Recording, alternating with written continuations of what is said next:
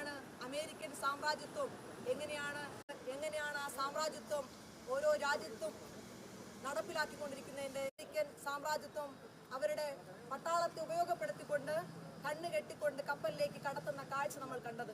Caribbean കടലിടുക്കുകളിൽ ഇപ്പോഴും എങ്ങനെയാണ് സാമ്രാജ്യത്വം ഇടപെടുന്നതെന്നുള്ളതിന്റെ ഏറ്റവും ഒടുവിലത്തെ ഉദാഹരണമാണ്.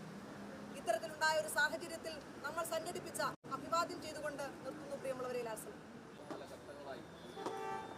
അവർക്ക് നേരെ ആരെങ്കിലും പ്രതിരോധം ശബ്ദം ആക്ഷേപിക്കുന്നതിനും ആ ശബ്ദം ഇല്ലാതാക്കുന്നതിനും വേണ്ടിയാണ് ഉപകരണങ്ങളെയും വിൽപ്പന നടത്തുവാനായി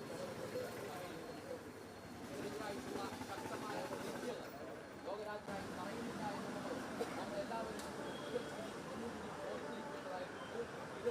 ഒരു സംശയവും വേണ്ട. അഫ്ഗാനിസ്ഥാനിൽ അമേരിക്ക നടത്തിയ ഭീകരമായ ആക്രമണത്തിന് ഒരിക്കൽ അമേരിക്ക വിചാരണ ചെയ്യപ്പെടും, ഒരു സംശയവും വേണ്ട. സിറിയയെ സംഘർഷ ഭൂമിയാക്കിയതിന് അമേരിക്ക വിചാരണ ചെയ്യപ്പെടും. ലിബിയയിൽ സംഘർഷങ്ങൾ ഉണ്ടാക്കിയതിന് അമേരിക്ക വിചാരണ ചെയ്യപ്പെടും. വിയറ്റ്നാമിലേക്ക് അധിനിവേശം നടത്തിയതിന് അമേരിക്ക വിചാരണ ചെയ്യപ്പെടും.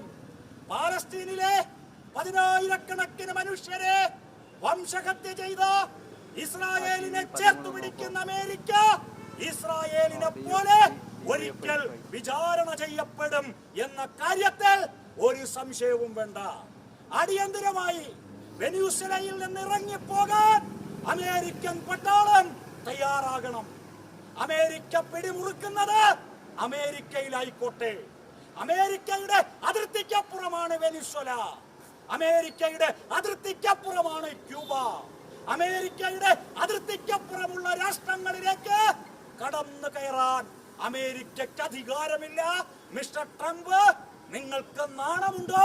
പ്രിയപ്പെട്ട കാസ്ട്രോയ്ക്ക് വേണ്ടി പ്രിയപ്പെട്ട ചെഗുവേര എഴുതിയ കവിതയിലെ വരികൾ ഉദ്ധരിച്ചുകൊണ്ട് നമ്മുടെ പ്രിയപ്പെട്ട മൊഡ്യൂറയോട്, അദ്ദേഹത്തിന്റെ രാഷ്ട്രത്തിലെ ജനതയോട്, അദ്ദേഹത്തിന്റെ സഹധർമ്മിണിയോട്, അദ്ദേഹത്തിന്റെ സഖാക്കളോട് ഞങ്ങൾ സോളിഡാരിറ്റി പ്രഖ്യാപിക്കുന്നു, ഞങ്ങൾ പിന്തുണ പ്രഖ്യാപിക്കുന്നു എന്ന് ഓർമ്മിപ്പിക്കട്ടെ.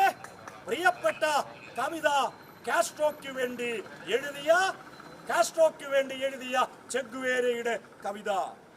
നീ പറഞ്ഞു സൂര്യൻ ഉദിക്കുക തന്നെ ചെയ്യുമെന്ന്. നീ സ്നേഹിക്കുന്ന ഹരിതവർണ്ണമാർന്ന മുതലയെ വിമോചിപ്പിക്കാൻ ഭൂപടങ്ങളിൽ കാണാത്ത പാതകളിലൂടെ നമുക്ക് പോവുക.